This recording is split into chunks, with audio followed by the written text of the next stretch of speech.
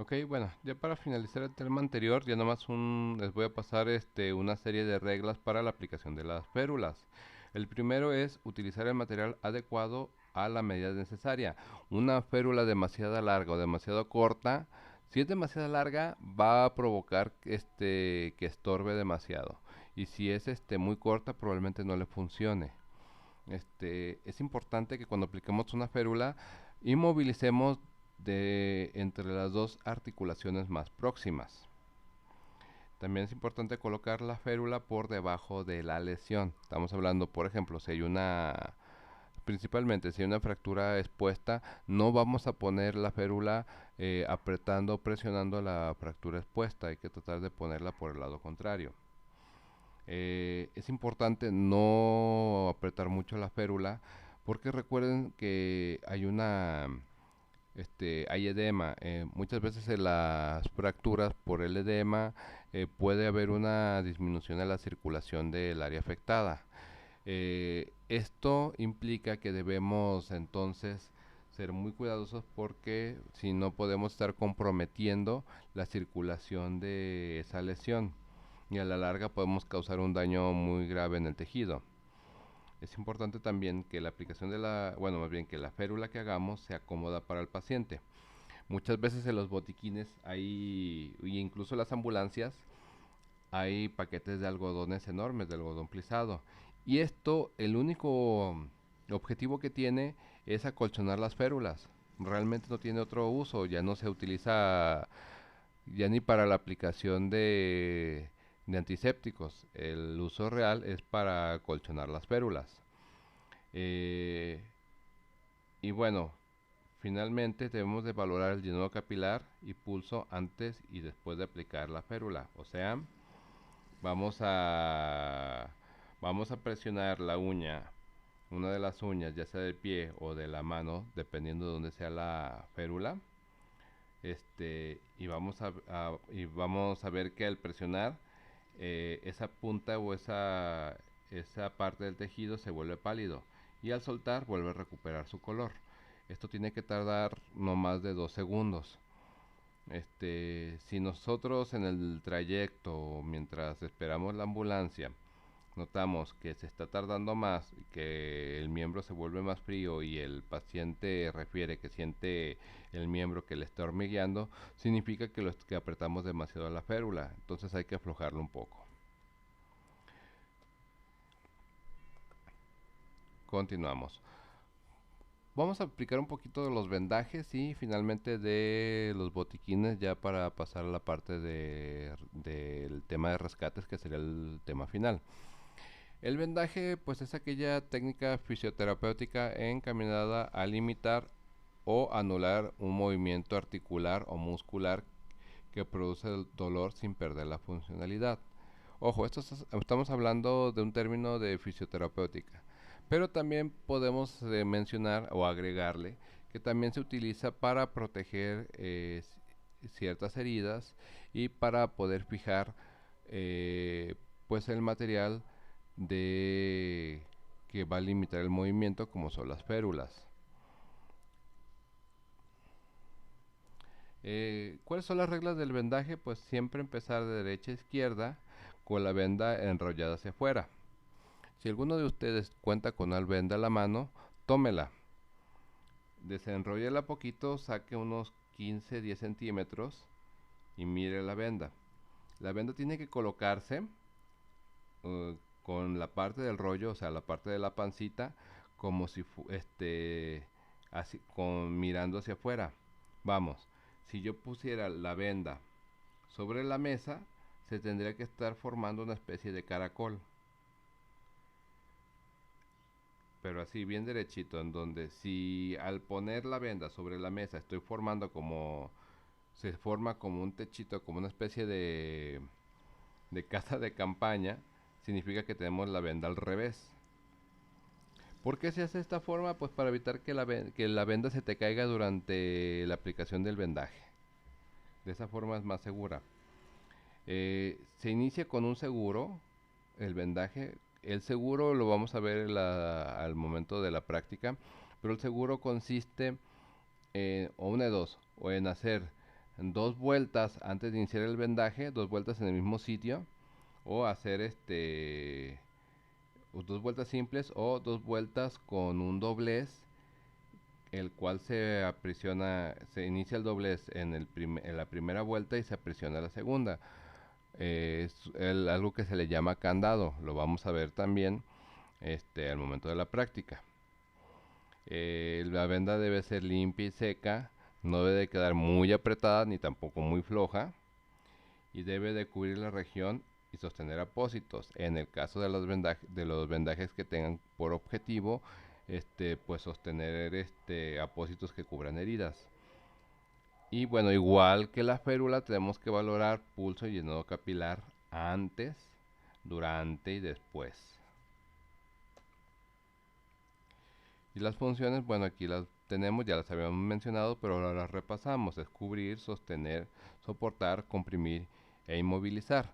Si recordamos, ojo, antes de que, para que no se me confundan, dijimos que no debe de hacerse el vendaje muy apretado, con excepción, o mejor dicho, a menos que el vendaje tenga ese objetivo. Por ejemplo, el vendaje compresivo que se utiliza para el control de hemorragias.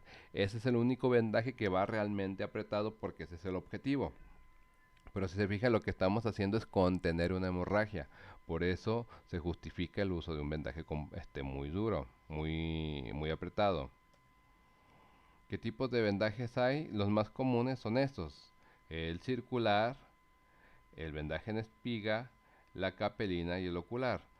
También tenemos el cabestrillo y el de nocho. Ahorita voy a solamente a mandar un video, bueno, un par de videos sobre la técnica de vendaje en espiga, circular y de capelina. El ocular no tiene ningún chiste. Lo que es el vendaje nocho y el cabestrillo sí me voy a esperar mejorar las prácticas porque eso sí requiere una técnica especial.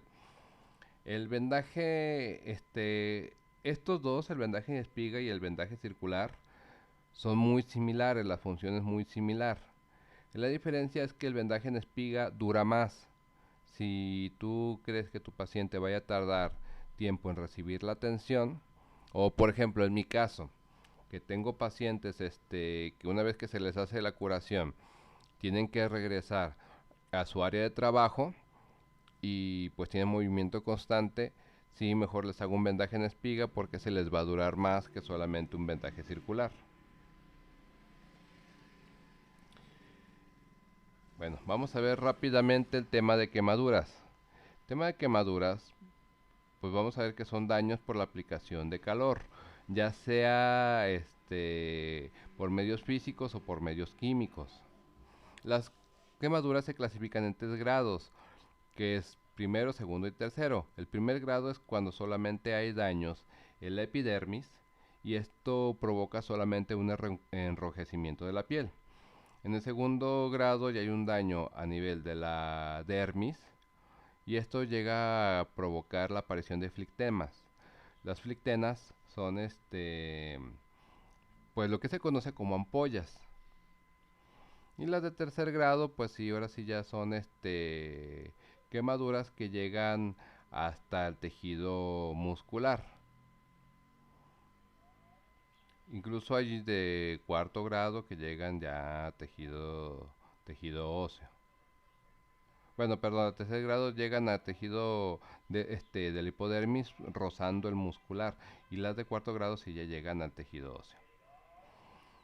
Bueno, hay ciertas reglas que tenemos, la regla de los 9, que básicamente te indica que según la parte del que fue quemada, es la porción de superficie corporal. Esto nos sirve, bueno, pues para saber qué tanta superficie se quemó y en técnicas avanzadas, pues podemos aplicar técnicas de reposición de líquidos. Hay que recordar que la palma de la mano son aproximadamente, representa el 1% de la superficie corporal quemada. Esto te sirve para más o menos poder calcular si hay una quemadura de superficie irregular, pues por medio del tamaño de la palma de la mano de la persona puedes calcular qué superficie se quemó. ¿Para qué sirve esto? Bueno, lo vamos a ver en el tratamiento. Hay dos tratamientos. El primero es el tratamiento húmedo y el segundo es el tratamiento seco. El húmedo se va a aplicar solamente en quemaduras de primer y segundo grado cuando la superficie corporal sea de menos del 10%. Regreso a la primera ilustración. Por ejemplo, si se quemó el brazo, pues el brazo de una sola cara, ojo, de una sola cara, pues sí, el brazo representa el 4.5%. Sí podemos utilizar técnica húmeda. Si se fue todo el brazo, bueno, el brazo entero representa el 9%. Todavía pudiera utilizarse técnica húmeda. Pero si se quemó pecho y abdomen, que tanto que pecho representa el 9% y abdomen representa otro 9%, pues estamos hablando que no, ahí ya supera el 10%, ya no podemos utilizar técnica húmeda. Entonces, ¿qué utilizamos? La técnica seca. ¿En qué consiste cada una? La técnica húmeda se refiere a colocar la lesión bajo un chorro de agua templada, no necesariamente fría, pero sí que sea fresco o templada, este, durante pues el tiempo que sea necesario para que se relaje la lesión. Y la otra consiste en solamente cubrir la herida con apósitos secos y estériles. Ojo, en la técnica húmeda también aparte del chorro continuo podemos utilizar pues gasas o compresas húmedas sobre la lesión. No necesariamente tiene que ser todo el tiempo el chorro.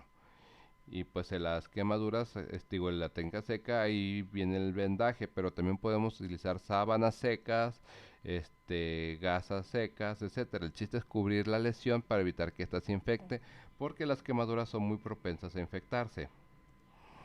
Eh, Hace tiempo uno de sus compañeros me consultó para tratar una quemadura de este tipo, de primer grado. Como les digo, es muy sencillo, ¿no? No hay más que relajar la lesión utilizando agua, y ya posteriormente si la lesión no requiere de una curación, no requiere de una revisión por parte del médico, sí pueden aplicar pomadas antisépticas.